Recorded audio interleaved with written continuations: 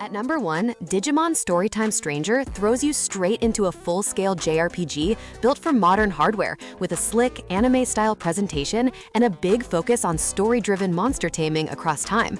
You play as an Adamus agent jumping between timelines, recruiting and training a huge roster of Digimon while uncovering the mystery behind a collapsing world. Combat is turn-based and leans on classic type and element matchups, but it adds depth through team building, signature moves, and flexible skill setups that let you shape each partner's role.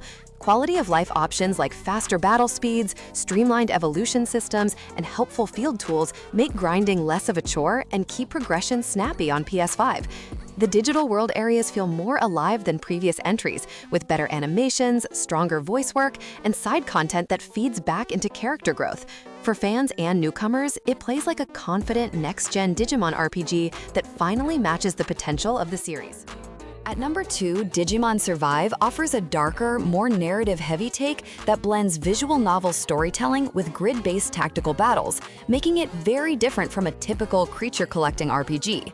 Most of your time goes into reading character-driven scenes, making choices that affect relationships, karma, and even which Digimon evolutions you can unlock later in the story. When battles do happen, they play out on isometric maps where positioning, range, and SP management all matter, especially when deciding when to evolve mid-fight for a temporary power spike. The risk-reward of burning through your resources to stay in stronger forms creates tension, since dropping back to base form at the wrong time can cost a unit or even the whole encounter. It is slower and more text-heavy than other entries, but if you want an emotional, choice-driven Digimon game with strategy elements instead of pure grinding, Survive stands out as a unique experience on PS5. At number 3, Digimon Story Cyber Sleuth delivers a stylish JRPG that leans into detective work and cyberspace exploration, feeling like a mix of monster collecting and sci-fi mystery.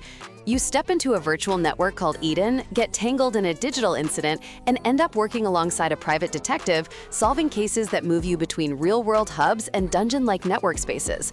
The real hook is team building. You capture, raise, and constantly evolve your Digimon, shifting forms freely as long as you meet stat requirements, which encourages experimenting with different lineups. Battles use classic turn-based mechanics, but are kept engaging with varied skills, status effects, and party synergies. And the progression loop of scanning, hatching, and training new Digimon can be very addictive.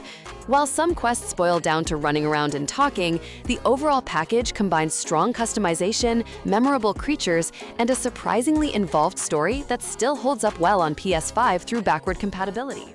At number 4, Digimon Story Cyber Sleuth Hacker's Memory shifts the perspective to the underground side of Eden, giving you a new protagonist, new cases, and a more street-level view of the same digital world. The structure is similar to the first Cyber Sleuth, but this time the focus is on hacker teams, turf wars, and personal drama inside a network that feels even more alive and dangerous.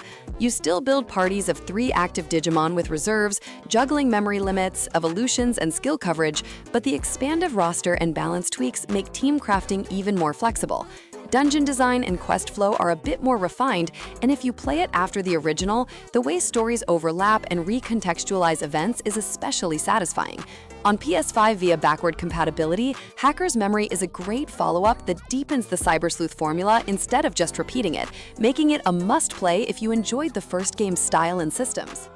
At number 5, Digimon World Next Order goes back to the classic virtual pet roots, putting you in charge of raising 2 partner Digimon while rebuilding a hub city in a sprawling open-world digital world.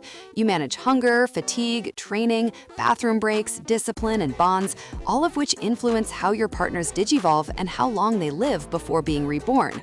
Battles are semi-automatic, with your Digimon acting on their own while you issue commands, trigger special moves, and manage items, turning fights into a mix of preparation and real-time decision-making. The game can be grindy and punishing, with sharp difficulty spikes and a lot of time spent at the gym, but that also makes every strong evolution and every new recruit for the city feel earned. For players who enjoy deep raising systems and don't mind a learning curve, Next Order offers one of the most authentic-feeling digital world adventures available on modern hardware. At number 6, Digimon World Digitize modernizes the original world formula with cleaner visuals and a more anime-style presentation while keeping the core loop of raising one partner and exploring File City and its surroundings. You are pulled into the digital world and tasked with stabilizing things by recruiting Digimon, solving small quests, and steadily restoring functionality to important locations. Training, feeding, disciplining, and caring for your partner still directly shape its growth path, and knowing when to push harder or let it rest becomes key to surviving harder areas and bosses. Combat uses AI-driven partners with simple commands and powerful signature attacks, rewarding players who understand move properties and timing. While accessing it on modern platforms can be tricky, Digitize is often praised for striking a better balance between nostalgia and playability than the earliest entries, making it a fan favorite among world-style games. At number 7, Digimon World DS brings the monster-raising formula to a handheld format, focusing on dungeon exploration and a farm system that lets you develop a broad roster over time. You build teams of Digimon to delve into randomly generated dungeons, gathering scan data, items, and experience while working towards story objectives in new areas. Between runs, the Digifarm lets you place partners in different islands, boosting their stats, unlocking evolutions, and running small training or item gathering routines even when they are not in your active party. Combat is turn-based with a grid element, and managing positions, ranges, and support skills can matter a lot more than in some other portable RPGs. It may not look as flashy as modern titles, but as a system-focused Digimon game, World DS laid the groundwork for later story-driven entries and still holds up for players who enjoy building optimized squads. At number 8, Digimon World Dawn leans into version exclusivity and team building, presenting a story focused on a sunrise-themed server and giving you different starter options and encounter pools than its sister title.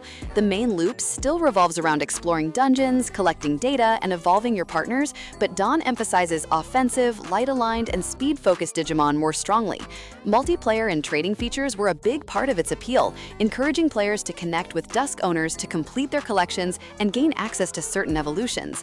Structurally, it feels familiar if you have played other DS-era Digimon RPGs, yet the exclusive quests, Digimon, and slightly different tone give it enough identity to justify a playthrough on its own. For collectors and min-maxers, Dawn is a satisfying, grind-friendly entry that rewards long-term planning and synergy.